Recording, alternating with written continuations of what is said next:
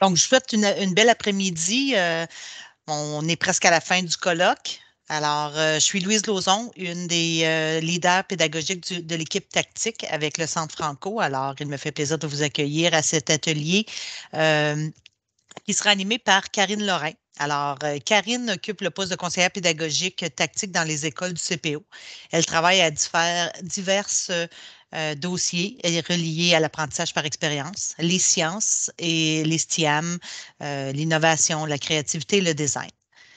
Karine s'est jointe au CPO depuis plus d'une vingtaine d'années. Elle a occupé une variété de postes de la maternelle à la 12e année, principalement dans les sciences et les mathématiques. Karine est une passionnée de sport ethnologique qu'elle explore au quotidien avec ses 4 filles. Alors, je lui laisse la parole à l'instant. Bon atelier à tout le monde. Alors, bonjour tout le monde. Merci d'être ici dans cette journée avec beaucoup d'informations. Tout est très cérébral en ce moment et on est en fin de journée, alors je sais que vous êtes fatigués. Alors, passez tout de suite après Philippe Longchamp et après Marie-Hélène Desmarais. C'est intense, c'est des gros souliers à chausser, mais tenez bon, ça va aller. Un peu de temps avec moi, puis ensuite, vous pouvez aller voir Steve Masson. Sa présentation devrait être superbe, c'est un de mes coups de cœur. Sa chaîne YouTube, en tout cas, est excellente. Donc, je commence par un peu mettre la table. Merci Louise pour la superbe présentation.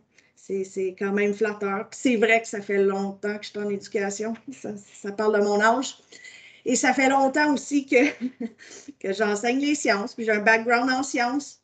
Puis je vais vous présenter quelque chose sur les sciences. Mais ça ne veut pas dire que je suis experte dans rien de ça. Je me considère en apprentissage quotidien. Puis j'espère qu'avec nos discussions tantôt, on va pouvoir, ça va m'inspirer davantage encore plus. Puis j'espère aussi que ce que je vais vous dire, ce n'est pas la solution, mais j'espère que ça va vous inspirer à faire des choses de votre côté. Donc, je ne vous connais pas beaucoup. J'ai reconnu certains noms de mon conseil. Alors, bonjour à ceux qui sont de mon conseil. Les autres, je vais supposer que vous êtes CP ou un poste qui ressemblerait à ça, puis que vous travaillez en grande majorité avec des enseignants dans vos conseils. Alors, je ne suis pas certaine. Si jamais ce n'est pas ça votre poste, vous pouvez le faire, le dire dans le clavardage, je vais le voir passer. Donc, je vais y aller directement avec le début. Super titre accrocheur. Je l'ai mis pour une raison. Mais la réalité, c'est qu'on voudrait que l'apprentissage expérientiel soit au service de la réduction des écarts. Je me faisais souvent dire avant, mais toi, tu es en sciences, c'est le fun. Vous jouez, puis les élèves aiment ça. OK, peut-être, mais ça ne veut pas dire que tous aiment ça. Ça ne veut pas dire que tous sont inclus. Donc, si on dit des choses comme inclusion, équité, engagement, motivation, CUA, ben, c'est comme des mots au goût du jour. On les entend là, souvent, sont au bout de nos langues. Je vais supposer que tout le monde ici comme les connaisse, les entend, en parle, mais est-ce que c'est la réalité pour l'ensemble des enseignants? Est-ce que c'est la réalité dans nos laboratoires de sciences? Si jamais vous avez d'autres beaux mots comme ça, je vais aussi les faire défiler dans le clavardage. J'aime toujours voir ces mots à fort impact et grande envergure. Dans le passé, on a surtout enseigné pour la masse, pour la norme. Les élèves en marge, ils ont souvent été oubliés. Donc, aujourd'hui, c'est d'eux qu'on veut parler. Donc, je m'en vais un petit peu. J'essaie d'aller à l'autre slide. Oui, all right. Je m'en vais un petit peu au pourquoi.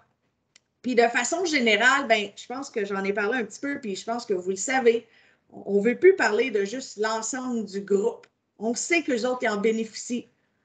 On sait que dans la dernière décennie, on a parlé de la réduction des écarts. Puis on a mis plein d'initiatives en place pour aider. Puis ça, c'est dans toutes les matières. Puis de plus en plus, on parle d'inclusion, on parle des marges, on parle d'équité des chances en apprentissage.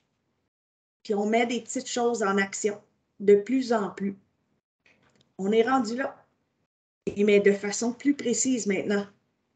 Comment arrimer nos désirs, ce qu'on veut qui arrive, de ce qu'on parle en théorie, directement dans un laboratoire de sciences. C'est pas toujours évident. Ces enseignants-là, ils enseignent les sciences, oui, sont la plupart, je vais dire la plupart, sont spécialistes. C'est pas toute la réalité. Mais on veut quand même les soutenir. On veut trouver des moyens de modifier les approches de laboratoire pour que tous soient inclus. C'est pas évident dans une classe normale, c'est pas évident non plus dans un laboratoire. Mais on commence à en discuter de plus en plus. Alors, comment on va faire ça? Ça, c'est le premier petit bout. Puis déjà, c'est vous autres qui allez être en action. Alors, c'est quoi la différence entre faire un laboratoire, comprendre le laboratoire et concevoir le laboratoire? Qu'est-ce qui est principalement fait dans un labo? Je ne suis pas certaine pour vous autres, mais j'ai une très bonne idée de ce qui se passe dans notre conseil par rapport à ça. C'est quoi la façon traditionnelle? Est-ce que c'est la seule façon de faire? Fait que là, je veux vous envoyer en petit groupe de clavardage pour parler de ça quelques minutes, mais je vous encouragerais soit à prendre une photo de l'écran ou à enregistrer les quelques questions parce que quand Louise va vous lancer en groupe de clavardage, vous avez comme perdre l'écran à une minute. Donc, vous ne la verrez plus. Ah, je vois des caméras sortir, prendre des photos de l'écran. Donc, les questions encore, la différence entre les trois intentions, celle qu'on fait le plus souvent, puis est-ce que c'est la seule façon d'atteindre les attentes? Est-ce qu'il y a des questions avant qu'on vous lance dans des groupes de clavardage? Donc, nous sommes de retour, on reprend. Je ne sais pas exactement ce que vous avez discuté dans vos groupes, mais je peux quand même avoir une petite idée. Puis, généralement, si je demande la question dans le clavardage, quel est le type de laboratoire? Qu'est-ce qu'on fait le plus souvent? Faire des laboratoires, comprendre les laboratoires ou les concevoir? Quelqu'un, ça tente de dire vite fait dans le clavardage, qu'est-ce qu'on fait le plus souvent? Faire. Faut pas dire ça comme quelque chose de négatif. C'est ce qu'on a toujours fait. C'est juste qu'est-ce qu'on peut faire d'autre. Alors, faire, on l'a dit tantôt dans mon petit groupe parce que j'ai été envoyée dans un petit groupe, c'est comme lire une recette. On sort le matériel demandé, on lit ce qui est demandé, on prend en note ce qui est demandé, on l'écrit la réponse où est-ce que c'est demandé. Bien, finalement, si tu sais lire, hein, ben, tu ne devrais pas avoir trop de problèmes. Mais encore là, est-ce que tous nos élèves sont à la bonne place en lecture? Oh, je ne suis pas sûre. On va y revenir tantôt. Quand vient le temps de l'analyse, ben, des fois, là, on a des problèmes parce que les élèves n'ont pas été amenés à penser à leurs étapes. Ils les ont faites. Ils ont fait de la lecture. Donc, c'est plus dur de faire une analyse. Puis, ben, tantôt, on en a parlé un petit peu aussi. Souvent, les élèves, ils arrivent en classe le matin, puis c'est là qu'on se font dire « Ah, vous faites une expérience aujourd'hui, puis voici le sujet. » Ben, ils ne sont pas prêts, ils n'ont pas préparé, ils n'ont pas vu l'intention. Alors, ce n'est pas toujours évident. Mais de là à dire, c'est pas évident pour le prof non plus, c'est pas évident pour l'élève. Alors, comment est-ce qu'on peut faire, nous autres, pour supporter tout ça? Et est-ce que le fait de faire veut nécessairement dire qu'il n'y a pas de compréhension? Ça aussi, c'est pas nécessairement. Souvent, ça ne veut pas dire qu'il y a de la compréhension, mais ça va dépendre de l'enseignant, comment il aborde ses laboratoires. Faire un laboratoire pourrait impliquer de la compréhension, ça dépend vraiment de l'enseignant. Et encore là, est-ce qu'on dit qu'il comprend le laboratoire ou il exécute le laboratoire? Puis est-ce qu'on parle de compréhension, de conception? Ça, c'est rare qu'on parle déjà de conception de laboratoire. Mais ça arrive, puis j'en ai vu des groupes, puis tantôt, il y avait quelqu'un dans notre groupe de discussion qui faisait ça quand il était enseignant. Donc, ça existe. Mais où sont ces profs? Ils ne sont pas partout encore. Donc, est-ce qu'on pourrait voir une valeur ajoutée de voir ces 3 types d'intentions-là dans nos laboratoires? Parce que ce n'est pas encore très commun. Puis, qu'est-ce que nos curriculums en disent? Est-ce que vous avez déjà décortiqué vos curriculums pour voir qu'est-ce qui est écrit par rapport aux expériences en laboratoire? Parce que c'est quand même assez étrange ce qui est écrit dans le curriculum. Je regarde ici, je vous ai mis des petites photos parce que je trouvais ça quand même un peu révélateur. En 7, 8, 9, on a le nouveau curriculum. Puis quand on cherche, il nous parle d'appliquer des démarches scientifiques, appliquer des processus de design, pas mal tout ce qui est écrit dans les attentes par rapport à faire des laboratoires. Est-ce que ça dit qu'on est obligé de faire des laboratoires? Louise, ça a l'air qu'il ne voit plus ma présentation. Il faut que tu repartages. D'accord? OK, moi, ça me dit que je partage. OK, là, ça va. Là, ça fonctionne. OK, mais je n'ai rien fait encore. J'ai fermé l'écran et je suis revenue. All right.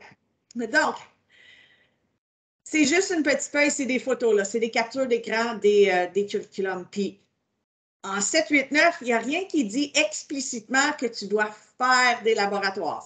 Tu dois appliquer des démarches scientifiques. Si je regarde ici les 2 autres photos, c'est sciences 10e appliquées suivi de sciences 10e théorique.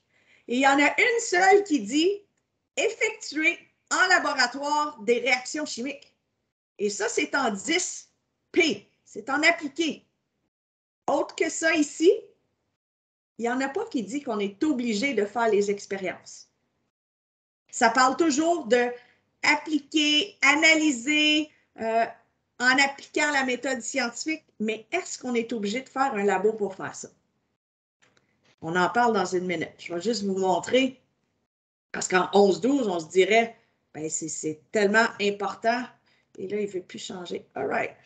Fait qu'ici, j'ai fait la même chose.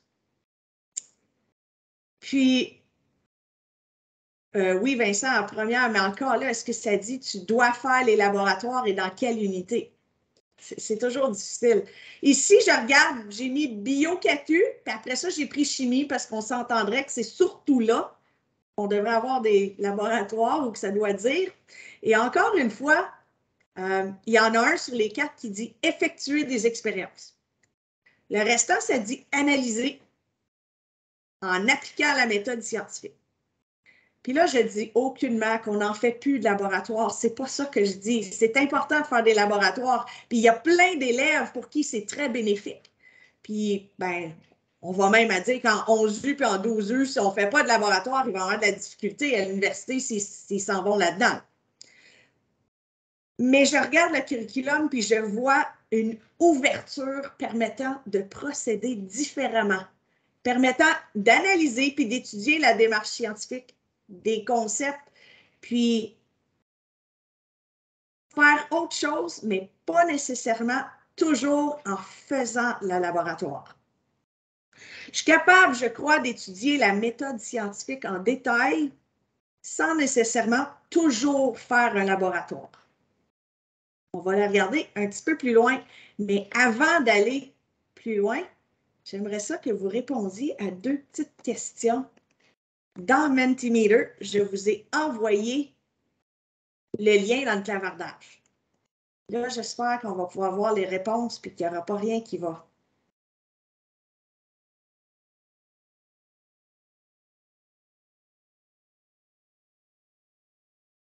Donc, dans votre conseil, j'aimerais ça aller à l'autre photo, mais je ne la trouve pas. Right. Alors, dans votre conseil, avez-vous un conseiller pédagogique en classe au conseil ou avez-vous des techniciens en travaux pratiques? Hein, quelqu'un d'autre qui peut aider, qui est spécialiste. Là, je ne sais pas, je peux changer. Ici, regardez l'autre fenêtre. All right. Alors, vous devriez voir en ce moment, je ne vois plus de clavardage. Je vous cherche, je vous ai trouvé. All right. Vous devriez voir en ce moment ma fenêtre où est-ce que ça vous demande si vous avez un conseiller pédagogique en sciences. Puis si vous en avez un en sciences à 100%, je vais quand même supposer que son background est en sciences. Hein? C'est pas toujours. Ceux qui me disent possèdent une multitude d'autres dossiers, y a-t-il quelqu'un comme conseiller pédagogique qui n'a pas une multitude de dossiers et tâches connexes? Hein, sérieusement, on est tous pognés là-dedans. Puis ceux qui en ont aucunement, je pense que ça fait une différence. On va regarder ça un petit peu plus loin. Et les techniciens en travaux pratiques.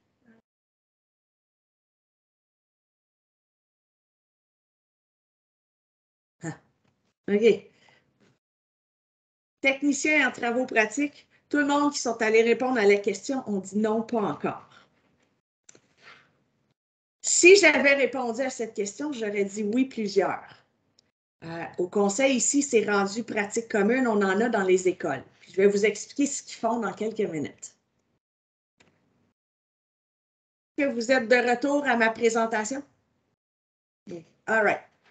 Donc, nos premières étapes pour travailler l'apprentissage par expérience en laboratoire puis être plus inclusif. On a un CP en sciences. C'est moi. Bonjour.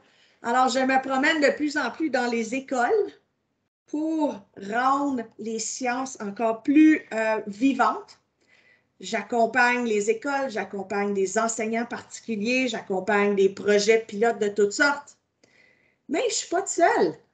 Je ne suis plus seule. Je suis la seule CP, mais nous avons des techniciens en travaux pratiques qui sont dans les écoles. Donc, eux autres, hein, vite fait, quand ils m'ont dit ça, moi, la première fois, je voyais quelqu'un qui lave la vaisselle puis quelqu'un qui prépare mon labo. Mais c'est pas ça. C'est en partie ça, mais c'est pas juste ça.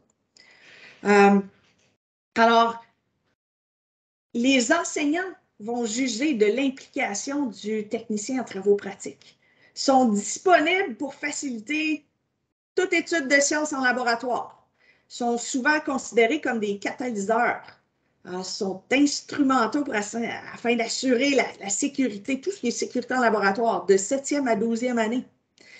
Ils appuient surtout les enseignants, mais des fois aussi les élèves. Alors que ce soit rentrer en salle de classe, aller faire des laboratoires avec l'enseignant, ça l'aide beaucoup. Tous les enseignants qui ne sont pas super à l'aise en laboratoire ou qui n'ont pas un background en sciences. Préparation de labo, hein, on sait que tous les enseignants, pas juste en sciences, mais tous les enseignants sont débordés. Mais ici, ça l'aide dans la préparation de laboratoire et ils défendent aussi les laboratoires. Des idées de projet, des nouveaux labos. Un enseignant qui peut arriver et il dit ben moi, j'aimerais vraiment ça faire un laboratoire sur ça, mais je ne sais pas où, je ne sais pas comment trouver ça. Bien, le technicien de laboratoire, ils en ont. Ils vont essayer d'en trouver. Puis au niveau conseil, bien, ils sont avec moi. Ils vont nous aider dans la création de tout ce qui est support additionnel pour l'inclusion des élèves. Puis on va en parler un petit peu tantôt. Bien, des classrooms. Nous, notre conseil, on est Google. Fait qu'on a beaucoup de classrooms. Puis il y en a en sciences pour l'intermédiaire et le secondaire, pour tout ce qui tourne autour de activités, ressources. Puis je suis certaine ça que la plupart des conseils, vous avez des choses pareilles. Je ne sais pas si c'est des classrooms parce que ce n'est pas tout le monde qui est Google, mais un endroit pour réseauter puis pour partager des choses. On a aussi quelque chose qui s'appelle le recueil de laboratoire. Ça, je ne sais pas si les autres conseils en ont, vous me le direz, mais que j'ai fini d'expliquer. Alors, ce sont les laboratoires, un recueil où est-ce qu'il y a plein de laboratoires complets. C'est tout mis à la disposition des enseignants de 7e à 12e. Puis sont disponibles dans l'intranet, mais aussi souvent dans les cartables des techniciens de travaux pratiques, puis je suis certaine aussi maintenant dans les cartables des enseignants. Puis le recueil, ça l'offre les laboratoires qui sont fortement recommandés dans notre conseil. Donc, on pourrait dire ceux qu'on veut absolument que tu fasses dans ta session. Mais ça a aussi plein d'autres laboratoires que les enseignants peuvent aller chercher et faire en salle de classe. Ils peuvent même en regarder là-dedans et dire « Ouh, lui, j'aimerais le faire, mais je ne suis pas trop sûre comment le faire, je ne l'ai jamais fait. » Et parler à leur technicien de laboratoire quand il va être là pour dire « Hey, je veux faire ça, moi. Je ne sais pas comment, mais j'aimerais qu'on en parle puis je voudrais faire ça. » Alors, il y a beaucoup de choses dans le recueil et beaucoup d'éléments associés à la sécurité. Je suis certaine que dans tous les conseils, vous parlez beaucoup de sécurité. C'est primordial. Puis là, ici, bien, on n'a pas juste le protocole de laboratoire qui est associé à ça. Il y a souvent l'intention du laboratoire et aussi toute la sécurité. Alors, voici tes déchets, ils vont aller où? Voici ce que tu dois dire aux élèves par rapport à la sécurité, en plus de tout ce qui est le protocole. Puis là, ben, il y en a qui disent, ah oui, mais il y en a plein des manuels de classe de ça. C'est vrai. C'est vrai qu'il y en a plein des manuels. Mais là, dans le recueil, on a aussi pris ceux des manuels, puis on a dit, ben, si tu n'as pas ce matériel-là, ben, si tu as lui, tu vas être capable de le faire quand même. Si tu n'as pas ceci ou si tu voudrais utiliser ceci, ben, tu pourrais comme faire ceci à la place. Et dans certains des manuels, on s'est rendu compte que les concentrations utilisées étaient souvent bien trop élevées pour rien. Alors, on a repréparé et on a dit, ben, les concentrations devraient ressembler à ceci. Parce que malgré qu'on a des techniciens en travaux pratiques, ça n'empêche pas un prof de préparer son propre labo et de le faire. Pas du tout. Et le 5e point, bien là, début de la différenciation des laboratoires du recueil. Ça, c'est où est-ce qu'on s'en va, puis on trouve ça dur. Techniquement, on trouve que c'est difficile, mais écoutez bien où est-ce qu'on veut aller avec ça. On veut présenter les mêmes laboratoires, mais de beaucoup de différentes façons et avec des supports additionnels. Et là, je vous explique comment. On a commencé à préparer des tonnes de vidéos de laboratoires nivelés. Donc, peu importe, là, je choisis n'importe quel laboratoire et je vais vous en parler un petit peu plus. Donc, première vidéo pour un même laboratoire. Tout est dit par la personne dans la vidéo. Donc, la personne dans la vidéo va parler de l'intention du laboratoire, de la sécurité reliée au laboratoire, puis toutes les petites étapes vont être expliquées une à une. Alors, on ne dirait plus juste ce qui est écrit, prends 10 ml d'eau. Ça ne dira plus ça, ça va dire, je vais mesurer 10 ml d'eau avec mon cylindre gradué. En regardant le ménisque, je vais verser le tout, puis là, il va le faire. Il dit, je vais faire ça parce que je voudrais que l'eau soit mon solvant pour tantôt le sel que je vais ajouter. Alors, il dit tout. Qu'est-ce que l'enseignant va faire avec ça? Bien, l'enseignant peut le montrer tel quel à son vidéo, à sa classe, dans la classe, et dire, bien là, on va discuter des étapes. On va discuter du matériel qu'ils ont utilisé, puis pourquoi. On va même discuter de la sécurité. Ou le prof pourrait même dire aux élèves, bien, en devoir ce soir, pourriez-vous écouter un petit vidéo de 20 minutes ou à la fin de la classe, pourriez-vous écouter un petit vidéo de 20 minutes? Demain, en classe, on poursuit cette vidéo-là, puis on va faire l'analyse des étapes. Fait que tout ceci, là, c'est encore juste pour la compréhension des laboratoires. Puis, on va dire ça, c'est niveau 1. Niveau 2, bien là, il dirait c'est un peu la même chose dans le niveau 2, sauf qu'il va donner moins de détails dans les laboratoires, moins de détails dans chaque étape. Peut-être qu'il n'y aura pas de consigne de sécurité, peut-être que l'intention ne sera pas là et il va laisser au prof la chance de faire tout ça dans sa classe. Ce que ça donne à la fin, c'est que la vidéo est plus courte et l'enseignant peut faire certaines choses en salle de classe. Il peut même demander aux élèves d'ajouter certaines consignes. Tu sais, de dire, ben, si dans la vidéo, ça disait verse 10 ml d'eau, ben, peut-être qu'il peut demander aux élèves, ben, qu'est-ce qu'il faut faire quand on verse 10 ml d'eau? Avec quoi? Qu'est-ce qu'on va utiliser? Qu'est-ce qu'il faut faire attention? Donc, on va travailler ici toute la compréhension des étapes.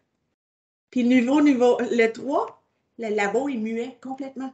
Il va tout être là, les étapes sont là, la personne fait la vidéo, mais il n'y a pas un son.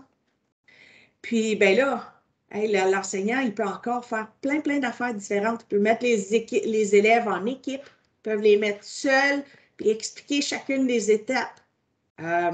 Ou il peut même demander, hey, qu'est-ce qu'on cherchait comme résultat là-dedans? Qu'est-ce que vous pensez qu'on a eu comme résultat à la fin de ce labo-là? C'était quoi le but du labo? Alors, il y a plein de choses qu'il peut faire avec un type de labo comme ça. Il est fait au complet, c'est juste qu'il est muet. Donc, dans un monde utopique, parce qu'on n'est vraiment pas là, on aimerait que les laboratoires dans notre recueil aient tous des vidéos comme ça, à plusieurs niveaux. On n'est pas rendu là, mais on aimerait ça se rendre. Je vais répondre aux questions dans le clavardage en quelques minutes. Donc, ça, c'était pour la compréhension de labo. Il y a aussi des choses pour la conception de laboratoire. Quoi faire sans dire « Hey, les élèves, concevez un laboratoire aujourd'hui. Hein? Qu'est-ce qu'on peut faire sans les lancer complètement dans le vide comme ça? » Alors, on peut prendre les vidéos, démonstration de la fin d'un laboratoire. Hein? On leur donne le but aux élèves, on leur fait écouter une vidéo de 5 minutes qui est la fin d'un laboratoire, puis l'élève doit reconstruire la démarche ou peut-être même l'analyse pour se rendre là. Ben, on peut faire la même chose avec le début. Je montre un petit début du laboratoire, les élèves voient le matériel, ils voient l'intention, puis de là, on construit la démarche. Ah, là, je me dis, mes pauvres petits pits, il y en a qui ne seraient pas capables de faire ça. Je vous reviens avec la suite qui va avec ça dans quelques secondes. Je veux juste, avant de ça, parler pour travailler les méthodes de laboratoire. Parce qu'on se dit, processus de laboratoire, on dit méthode scientifique, mais si on ne fait pas de labo, comment est-ce que je fais pour travailler la méthode? Bien, on a des petites vidéos qu'on a commencé à faire où est-ce que les élèves doivent chercher des erreurs techniques. Alors, ce ne sont pas nécessairement longs, c'est des labos qu'ils feraient en salle de classe. C'est juste que là, je vous donne un exemple. J'aurais mesuré tantôt mon 10 000 litres d'eau, préférablement avec un cylindre gradué de 10 000 litres ou bien une pipette jaugée de 10 000 litres. Mais si je le fais dans le vidéo avec un gros cylindre gradué de 50 000 litres, les élèves devraient repérer tout de suite que ça ne serait pas vraiment 10 000 litres. Ce n'est pas assez précis. Fait que chercher des erreurs comme ça dans nos laboratoires. Puis l'autre, c'est un de mes favoris. Je faisais ça avec mes élèves ma dernière année. J'ai enseigné en 8e année en ligne ma dernière année. Puis c'était l'idée de regarder 2 laboratoires qui font exactement le même but, mais ne sont pas pareils du tout. Pas le même matériel, pas la même chose. Et on essayait de critiquer lequel était le meilleur des 2 laboratoires pour arriver au but. Donc, on critiquait les méthodes, le matériel utilisé, et tout ça pour développer des méthodes de laboratoire, développer et travailler la méthode, même si je n'ai pas le labo entre les mains.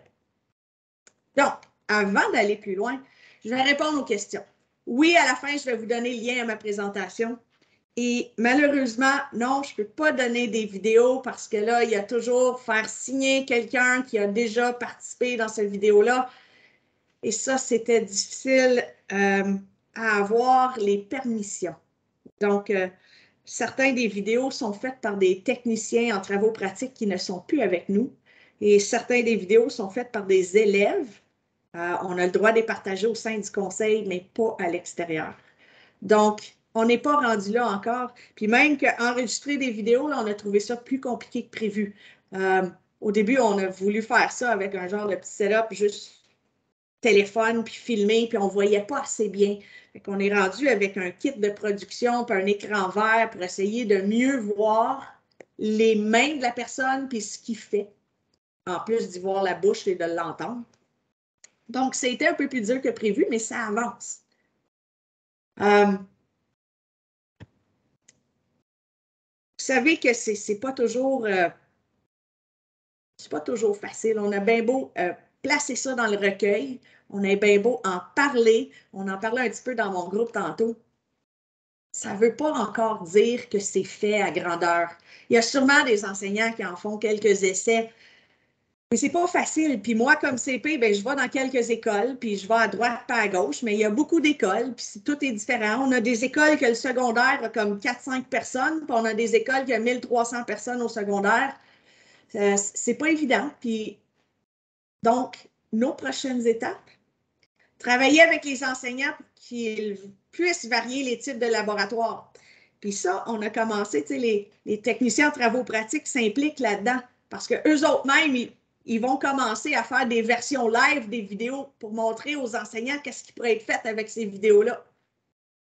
Puis ça semble, excusez l'expression, mais ça semble pogner. Quand quelqu'un est là pour aller avec eux, il semble beaucoup plus apte à vouloir l'essayer. voir avec les enseignants à ce qu'ils laissent parfois les élèves choisir les méthodes.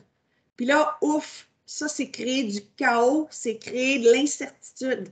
Hein, dire la moitié de la classe, vous allez vraiment faire le labo parce que vous autres, vous aimez ça, puis ça vous tente de faire le labo.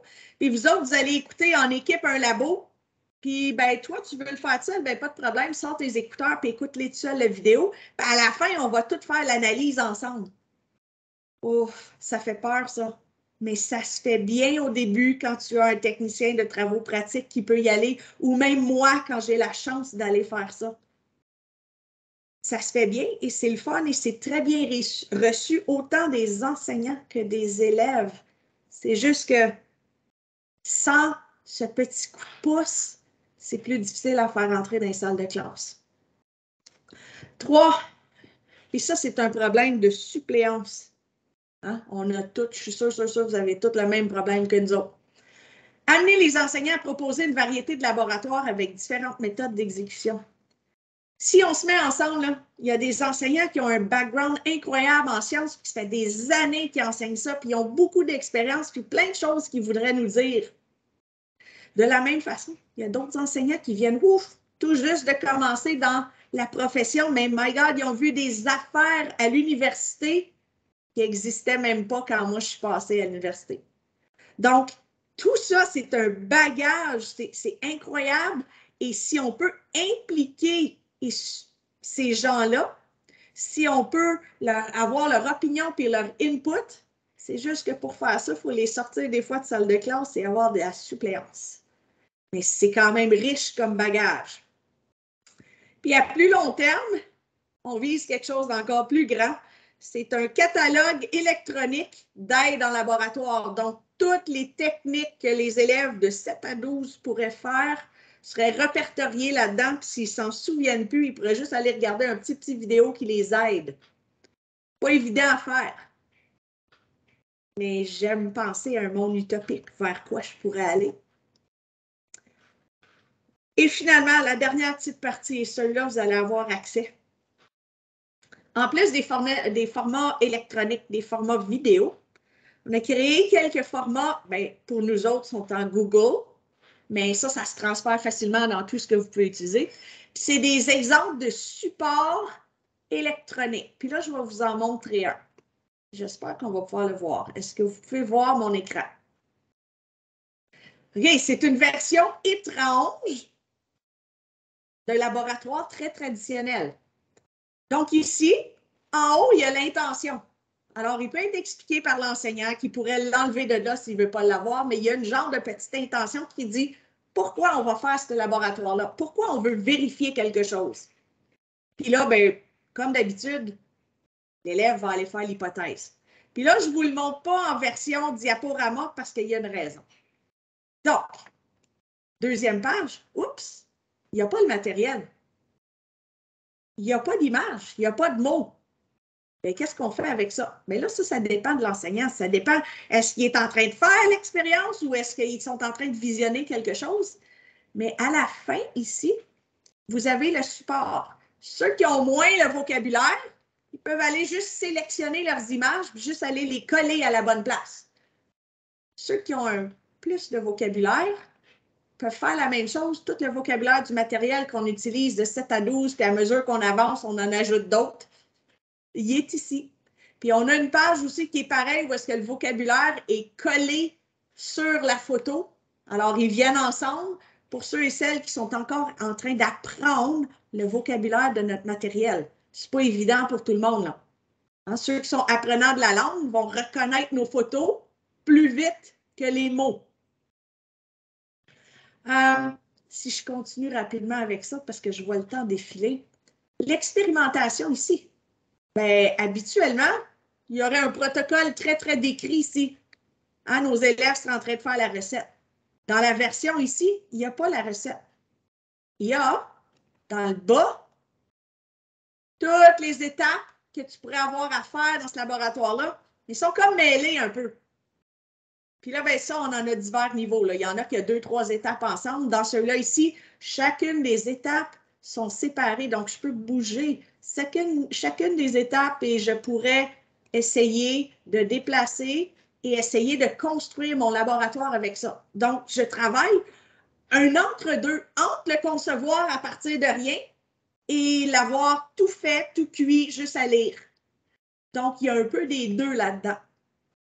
Puis ça, c'est en support, tu sais, si ça pourrait être un laboratoire, je ne sais pas comment le prof, peut-être qu'il veut le faire en préparation à son laboratoire qu'ils vont faire, peut-être qu'il veut le faire en écoutant une vidéo, peut-être qu'il veut le faire en même temps que notre technicien de travaux pratiques ferait la démonstration en avant.